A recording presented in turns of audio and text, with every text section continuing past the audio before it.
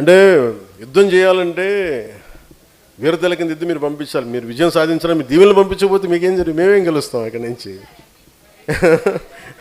అంటే మీ దీవెనలు, అందుకనే నేను మిమ్మల్ని బలమైన వ్యక్తిత్వం ఉన్న వ్యక్తులుగా తీర్చిదిద్దాం అనుకుంటున్నాను.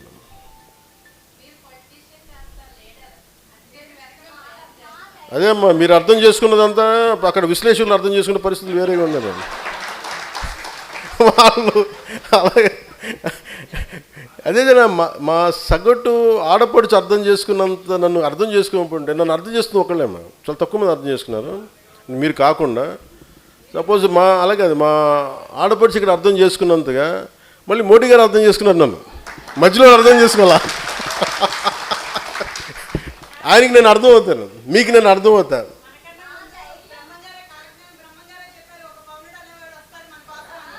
ఏమో అంటే నాకు బ్రహ్మంగారి కాలజ్ఞానం ఏమైపోయిందంటమ్మా, బ్రహ్మంగారి కాలజ్ఞానం చాలా వింతగా ఉంటుంది. ఎవరు ఏ నాయకుడు వస్తే ముందుగా అక్కడ స్థానికంగా ఒక పాత పేపర్లో కొంచెం కాఫీ వేసేసి పాత తెలుగులో రాసేస్తారంట. పాపం బ్రహ్మంగారు రాసేలేదు. అలాగే నాకు మీరు చెప్తుంటే నాకు అది గుర్తు వచ్చింది ఒకప్పుడు, అంతకుముందు. అందుకని నాకు ఏదనంటే కాలజ్ఞానంలో ఉందా లేదా నాకు తెలియదు కానీ. ఓకే ఓకే, సంతోషం. ఓకే,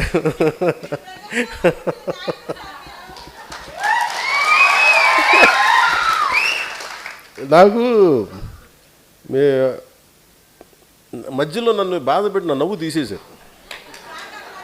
అంటే ఎందుకంటే నా నవ్వు ఎందుకు తీశారంటే 2 సంవత్సరాలు నా నవ్వు పోయింది. మీరు చూస్తే చాలా తక్కువ నవ్వాను. ఒక నిమిషం.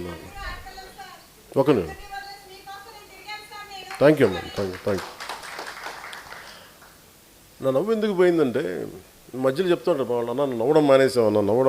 నవ్వడం మానేకి మరి ఏం చేస్తాం? అందరూ రోజు కూర్చోబెట్టి యుద్ధం చేసేటప్పుడు నాకు చాలా ఆనందం ఉంటుంది.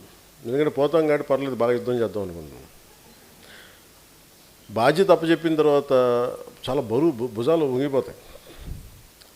దాంట్లో పడిన తర్వాత నాకు అనిపించింది, ఒక 12 సంవత్సరాలు నలిగిన తర్వాత ఇంకా నన్ను తిడతా ఉంటే ఇంక విసుగొచ్చింది. ఇంకెవ్వరికి ఎవరు తప్పులు కనిపించో నా ఒకటి తప్పు. అంటే నన్ను ప్రతిదీ నేను మామూలుగా నడిచినా కానీ వాళ్ళకి తప్పే. నేను తెల్ల జుబ్బా తెల్ల చొక్కా వేసుకున్నా వెటిగారం చేస్తాను.